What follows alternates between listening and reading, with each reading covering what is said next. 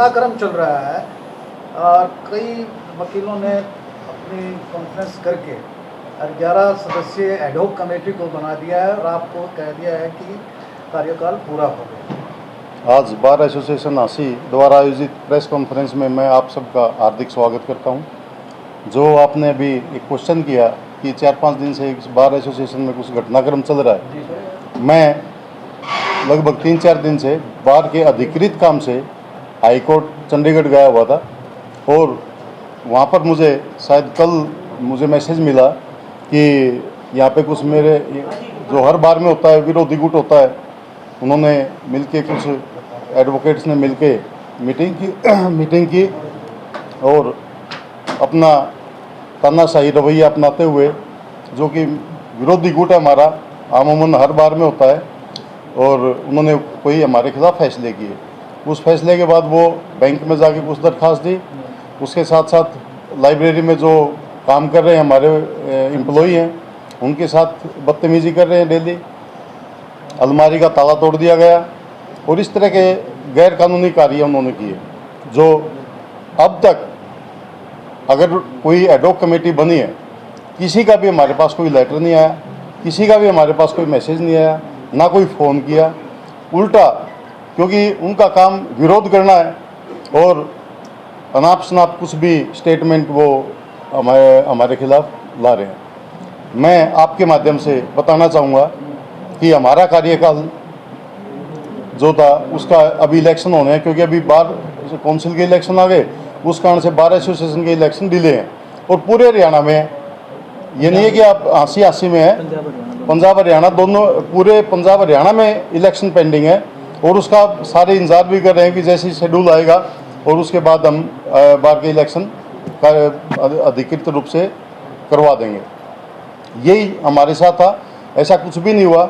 जो आपको थोड़ा सा प्रेस के कॉन्फ्रेंस के माध्यम से मैं आपको एक दूसरी बात बताना चाहूँगा, जब से हमारा कार्यकाल शुरू हुआ तो इलेक्शन के बाद पहले दिन से ही लगभग मैं कहता हूँ शायद 1.5 करोड़ रुपया हमारे आसी के समाज सेवियों से ये एग्जीक्यूटिव लेके आई है।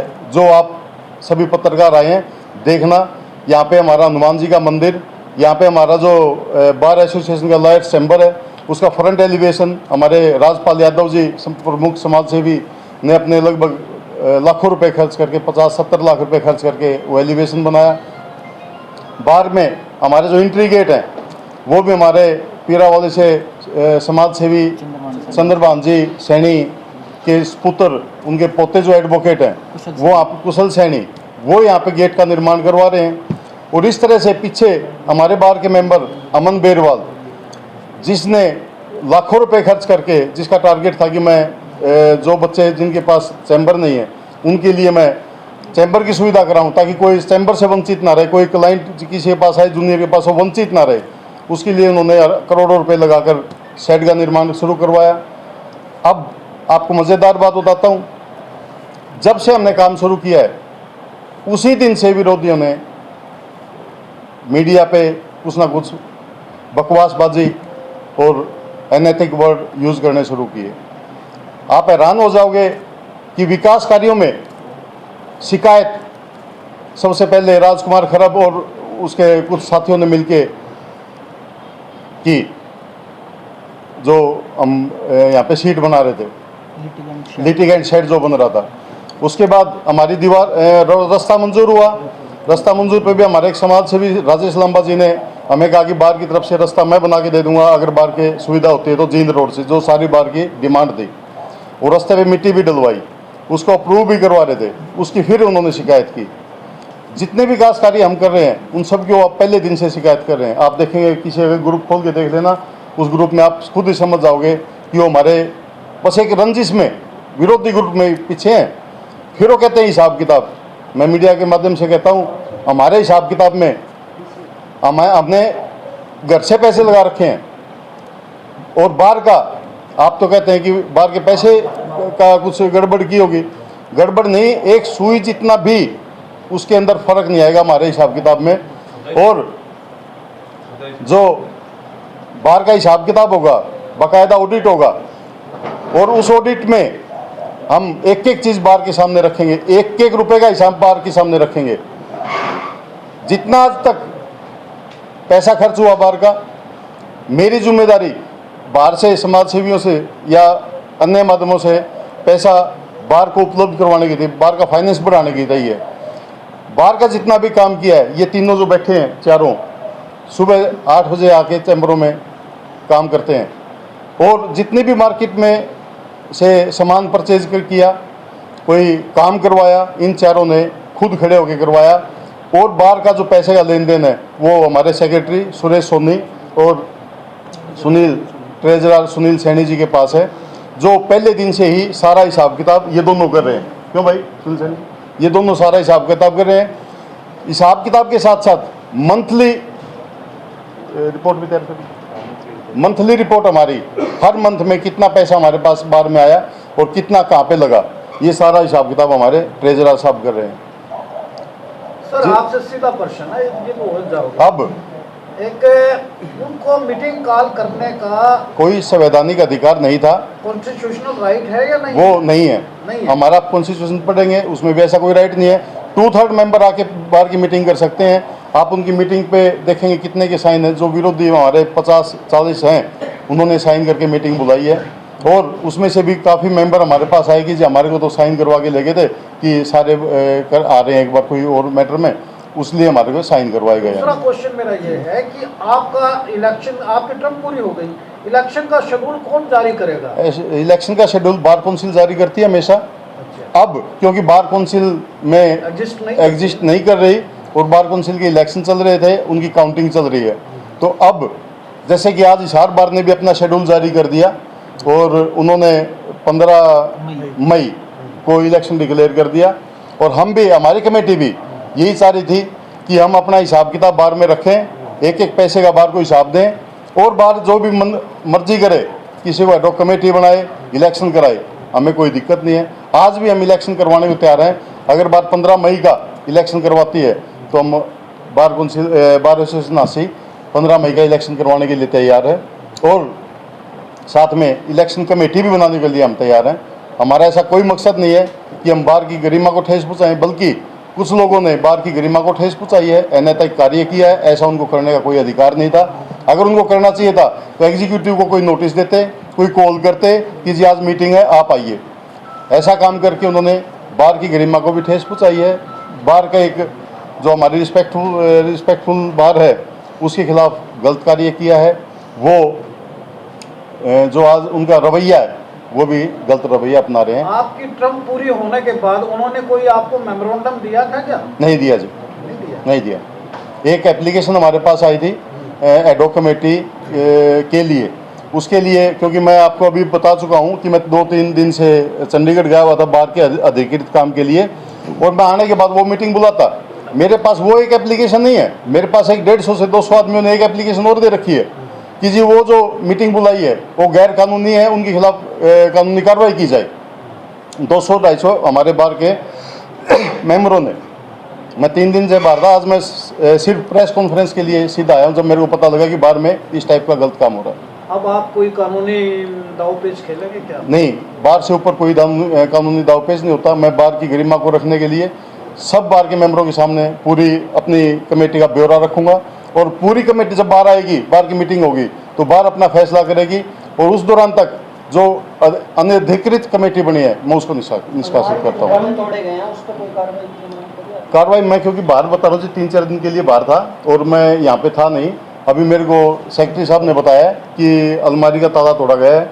उसकी लिखित शिकायत जो आपका जो दूसरा जो ग्रुप है जो आप ऊपर एलिगेशन जो लगा रहे हैं, उसने कहा कि आपने बार के मेंबर से 5100 के भी कुछ ऐसे चार्ज किए। यहाँ पे अभी मैडम हमारे CGI सर आए थे और उसके बाद मैडम अलका सरीन मैडम आए थे।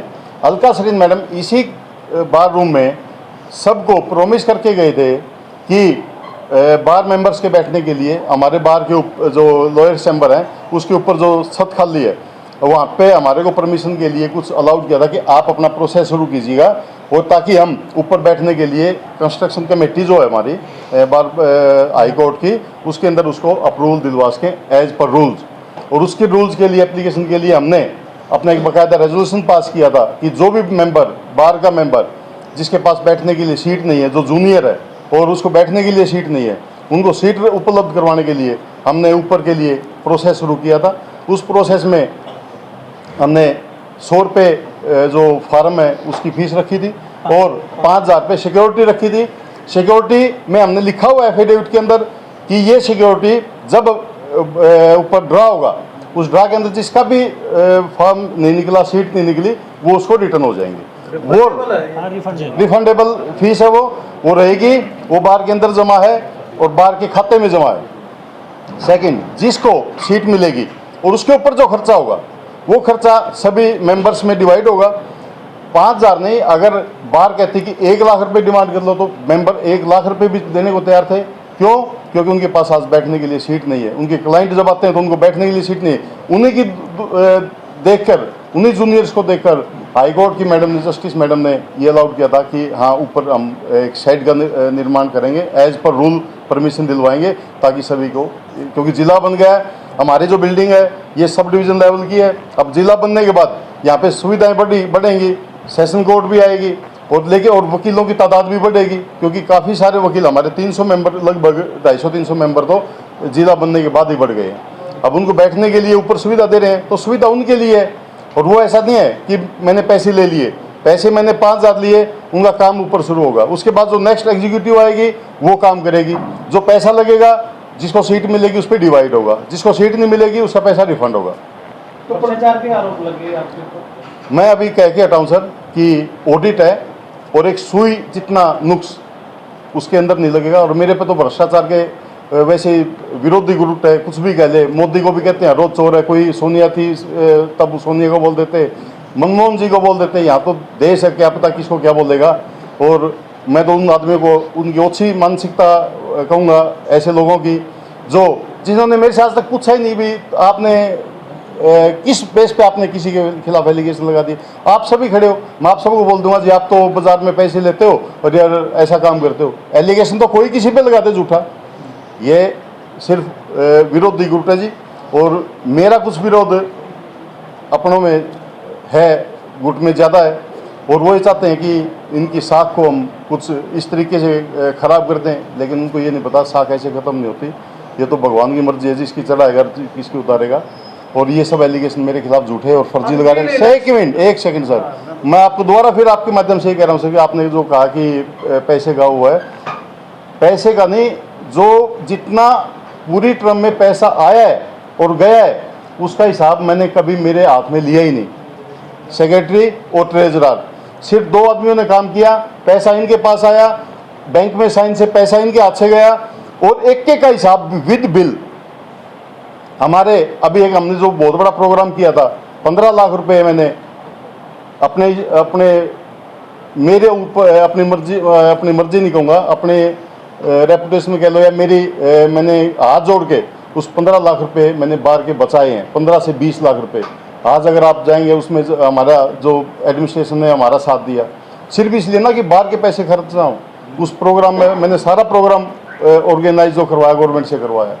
आप देखिए हिसार में जाके 35 लाख 30 लाख 25 लाख रुपए खर्च हुए उस प्रोग्राम में। अगर हम भी करते वही प्रोग्राम सेम हमारा था, हमारे भी 25-30 लाख रुपए खर्च होते, जबकि हमारा इतना शानदार प्रोग्राम हमने बिल्कुल थोड़े से पैसे नहीं। सीधा सा क्वेश्चन है, अंटिल इलेक्शन शेड्यूल, हाँ जी, आप प्रेसिडेंट रहेंगे, बार का कार्य बाहर मैं संभालेंगे, आज वो एडहॉक कमेटी संभालेगी? नहीं, एडहॉक कमेटी को हम निष्कासित करते हैं, क्योंकि उन्होंने हमारे को ऐसा कोई नोटिस नहीं दिया। अगर बार इकट्ठी होती है, एडहॉक कमेटी बनाती है, बनाए, हमने कोई उसमें एतराज़ नहीं है। आप जल्द ही मीटिंग बुलाएंगे क्या? हाँ जी, बुलाएंगे, कब तक? जल्दी बुला देंगे। कोई शेड्यूल है? नहीं, अभी शेड्यूल नहीं है, बातचीत करेंगे सभी एडवोकेट जिस दिन होंगे यहाँ पे हम बुलाएंगे मीटिंग। तो रपुटी साहब प्रधान आज तक काफी मांग, हाँ, अभी तक तो मैं ही हूँ। यानी कि समानांतर कुछ नहीं है आपके? नहीं, मैं नहीं मानता। पैरेलल नहीं है? नहीं। प्रधान जी क्या कहेंगे, मानो आपका जो दूसरा जो गुट है उन्होंने कुछ देर पहले यहीं पे पीसी की, तो इससे जो सर पीसी की, सर मैं तो ये कह रहा हूँ, कल को यहाँ पे प्रधान बनेगा, 20 मेंबर फिर कर हमारा गुट की इकट्ठा हो जाएगा, दूसरे गुट का बन गया तो हम कह देंगे जी हम एडहॉक कमेटी के मेंबर हम बन गए। बार की गरिमा जो है वो उसको ठेस नहीं पहुंची? उन्होंने गलत किया, ऐसा नहीं करना चाहिए था। उनको देखना चाहिए था कि बार की गरिमा को इससे ठेस पहुँचती है। वो हमको बुलाते हैं एग्जीक्यूटिव को, जब उनको पता है मैं चंडीगढ़ हूँ, मैं 2 दिन नहीं हूँ, तो 2 दिन बाद हो जाती मीटिंग। अगर वो साफ सुथरी करनी होती तो 2 दिन बाद कर लेते। हम कोई मना थोड़ी कर रहे हैं मीटिंग में आने को। हमारे पास लेटर आया मीटिंग के लिए, एप्लीकेशन आई हुई थी, एक एप्लीकेशन, 2 एप्लीकेशन आई हुई, दोनों साइड से एप्लीकेशन आई हुई है। हम उस पर मीटिंग बुलाते, लेकिन क्योंकि मेरे को टाइम दिया हुआ था चंडीगढ़ में और बाहर के ही काम से मैं गया हुआ था, तो मैं उस मीटिंग में नहीं आ सकता था। अगर यहाँ होता तो मैं ज़रूर आता। आप अपनी तरफ से एडहॉक कमेटी को नल एंड वाइड कहते हैं? हाँ जी, नल एंड वाइड कहते हैं और निष्कासित करते हैं हम उनको। निष्कासित। Thank you sir.